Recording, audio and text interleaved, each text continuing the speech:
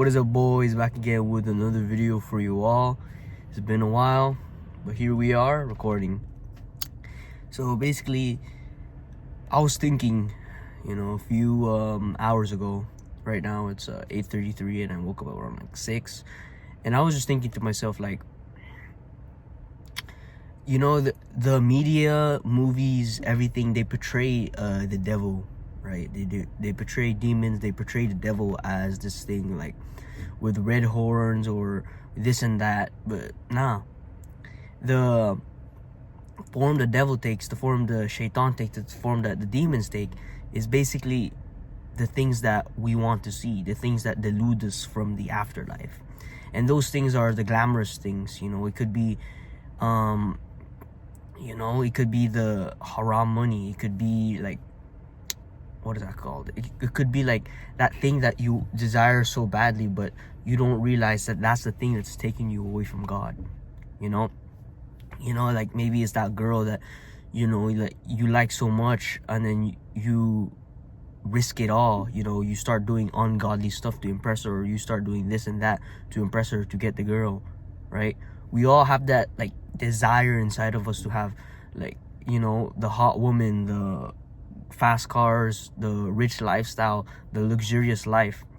But if we look to see, in the Bible, in the Quran, in every place that you go, like in terms of like religion, all the people were poor, right? Even if you look at the philosophers, if you look at the people who are like the philosophers, they like make themselves poor on purpose. Like they live that poor lifestyle on purpose in order for them to get that inspiration. And if you look at like great people, the times where they created something the best is when they were at their worst. Because you only can reach the top if you know how rock bottom feels. Because that feeling that you get from when you hit rock bottom is the thing that's gonna let you grow, right? And that's just how life goes, but that was just like kind of a side tangent there. But basically, the devil comes in a form of your desires. He won't come in, how the media portrays him as, like, has horns, he looks scary, he looks this and that. That's like a dangerous thing to like tell kids nowadays. Because if you tell them that, like how I grew up as, that's how I saw it as. I never knew about these like 7 deadliest sins being the devil, but basically I never knew that. And so basically I went in life thinking like, oh, I haven't seen the devil in a while. But once I grew up, started to become more religious, I started to see life, and I see like the devil is all around us. Lust, greed, sloth. I'm not even gonna lie, bro, but the devil influenced me, because I lay down in my bed doom scrolling when I could be doing something productive, doing God's work, or learning or helping other people. But nah, I just choose to lay down in bed and doom scroll and be lazy and listen to the devil for being sloth. God wants you to be productive with your time, but the devil wants you to be lazy. Gluttony. Sometimes when I could be eating the good food, the good healthy foods, I choose and opt out for the bad food, the unhealthy food, and I eat a lot of it. That's gluttony. Lust. Instead of lowering my gaze, at a woman, I, for example, look at them and have like, and then the thoughts start to appear, the lustful desires, when I should be looking down and respecting the woman instead of having lustful desires over her. Because that woman is some person's daughter, and is some person's sister, is some person's cousin, is some person's mother. And yet you look at them with such low regards, low respect. All these different things, these habits that you do, these things that we do in life, it's so crazy how prominent the devil is in our lives. And yet the world makes us think that the devil is not there. The devil is everywhere, right? He he puts himself into these little pieces and puts himself into our lives. He inserts us into our lives, and he just slowly creeps in until he gets you out of God's sight. And what happens is that once you feel so like close to the devil, you don't see a need for God anymore. And so that's what happens to atheists. You know, I'm not saying this in an insulting way, because I used to be an atheist myself too, but I'm speaking from pure experience. You know, when life was going good for me, you know, I listened to good music, I skated all the time, was playing video games all day, eating good food, whatever I wanted, I just asked my mom, you know, and I was always in bed doom scrolling, right? When I was like having like at the time of my life, you know, I was just thinking like, I have everything, why do I need God? So basically I strayed further and further away from God when he's the one that gave me those things. You know, he, instead of being grateful for the things that he gave me, what happened was that I took that things he gave me, instead of being grateful, I stopped believing in him, you know? And that's when I started to become like an atheist. And that just makes you like contemplate and think, like, if you look at all the prophets, they were all poor, right?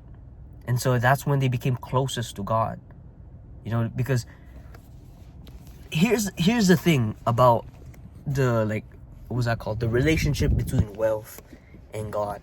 So basically, you can be rich and still be religious, but being poor is kind of like a symbolism, kind of like a form of symbolism, because like when you're poor and you have nothing, you start to look for something in life that has a higher purpose. Because if your life is just money, that's just kind of like, that's like no meaning. There's no like, you have like no meaning in your life, like true meaning.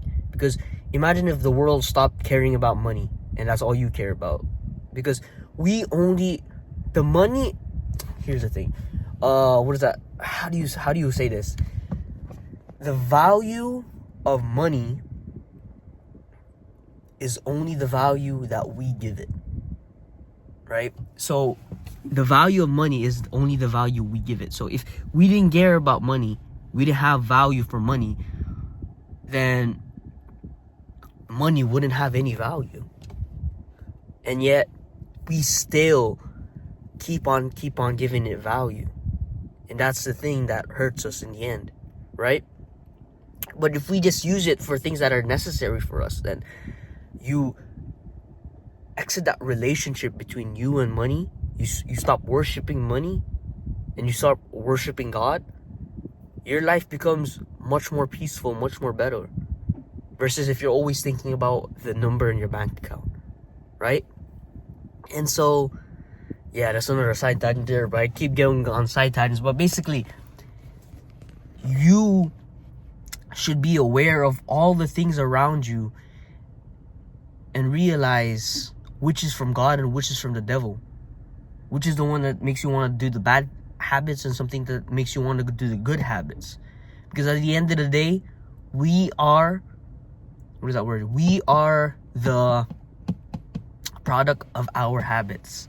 So basically, if you're happy with who you are, it's because of the result of your past habits or your current habits that you're doing consistently on a daily basis. So let's say I'm unhappy with my physique. That's truly 100% my fault because of the habits I do. Not eating the right foods, not training hard enough, right? It's a result. Let's say if on my face, the acne, maybe I'm eating foods that inflame my face, give me pimples, this and that, whatever it may be, right? Because at the end of the day, we are a product of our own habits, and we like need to live in a perspective in a way where, you know, in a third eye views perspective, because we all have a higher self within us. We have that big brother inside of us. You get what I'm trying to say as a guy. You like, whenever I journal, I think in a third person's perspective of who I am, and then like a bigger person to me, like a bigger brother, like give myself own advice, like, you know, you could do this better, you know, you should be doing this and you shouldn't be doing that. You know, we all have that thing inside of us, and like, we can be more mindful in a third person's perspective and see ourselves on the habits that we're doing, the habits that are hurting us and the habits that are making us better. Because if we do the stuff that makes us better, in the end result, you feeling trash as of right now, that's just an illusion, a genjutsu, right? A genjutsu by, you know, if you watch Naruto, but if you watch Naruto, it's just a genjutsu. That's all it is. It's just like an illusion. It makes you think that it's hard, when in true reality, that's the thing that's gonna improve your life. That's the thing that's gonna make you happy. That's the crazy part. Our mind seeks comfort, but our heart seeks success. It's a good quote.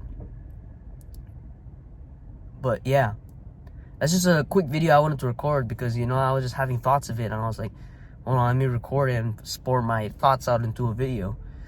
And yeah, it's pretty much enough for me. How to improve your life and be the best possible person you can be.